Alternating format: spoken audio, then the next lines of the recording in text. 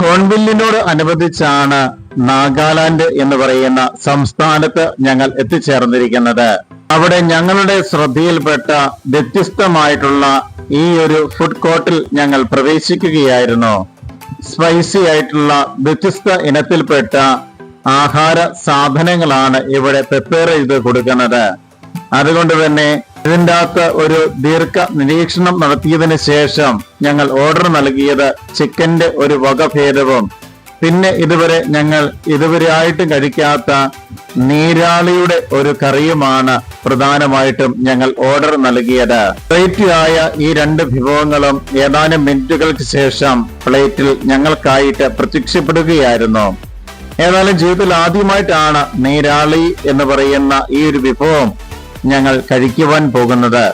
വ്യത്യസ്തമായ അനുഭവമാണ്, വ്യത്യസ്തമായ രീതികളുമായിരുന്നു.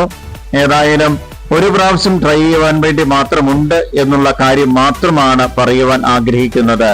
വ്യത്യസ്തതയ്ക്ക് വേണ്ടി മാത്രം ഞാനൊന്ന് ട്രൈ ചെയ്തു എന്ന് മാത്രമേ ഉള്ളൂ. ഏതായാലും ഇത് എന്താണ് എന്ന് ഒരു പ്രാവശ്യമെങ്കിലും പരീക്ഷിച്ച് നോക്കുന്നത് നല്ലതാണ്. ഹോൺബില്ലിനോട് അനുബന്ധിച്ച് ഇങ്ങനെ ഒരു അവസരം എനിക്ക് ലഭിച്ചു എന്ന് മാത്രമേ ഉള്ളൂ.